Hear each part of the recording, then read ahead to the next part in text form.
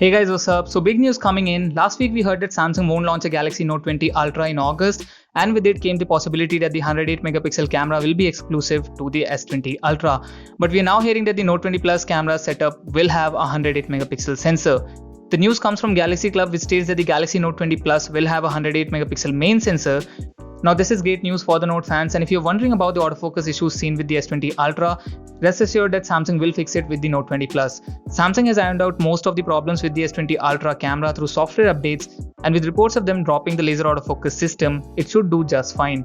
It is expected that Samsung will implement the dual pixel autofocus, which should fix the autofocus issues.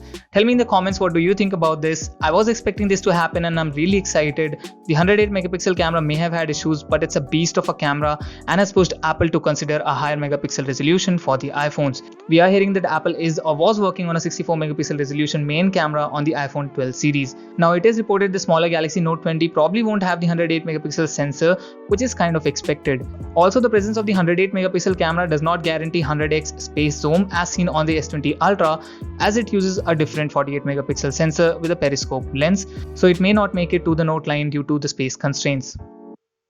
Also, Galaxy Club has given us the battery capacity of the bigger Note 20 Plus. A couple of months ago, we had heard that the Galaxy Note 20 will have a 4000 mAh battery, which is a decent upgrade over the Note 10, but we are hearing the Galaxy Note 20 Plus won't have a huge increase from the Note 10 Plus. A new report from folks over at Galaxy Club has now spilled beans on the Note 20 Plus's battery, which might be a 4500 mAh cell according to them. This is a mere 200 mAh over the Note 10 Plus's 4300 mAh capacity, which has a pretty good battery life. Now the reason for the relatively shorter battery despite the increase in display size is due to that S Pen. The S Pen takes some space from the body of the phone, which results in less room for the battery itself. Also, the Note 20 Plus uses LTPO technology, which may be another reason for the shorter battery upgrade. Now it's not all bad. The LTPO technology can be used to vary the display's refresh rate between 1 to 120 Hz. For comparison, the Galaxy S20 series can only switch between 60 or 120 Hz, so that should help save quite a lot of battery. Also, the Galaxy Note 20 series may have an improved version of the Exynos 990 SoC, the Exynos 992, built on a 6nm manufacturing process, which should again contribute to longer battery life. Both these features combined should more or less compensate for a bigger battery. The battery life should remain similar to the Note 10 Plus, if not better, or maybe closer to the S20 Ultra.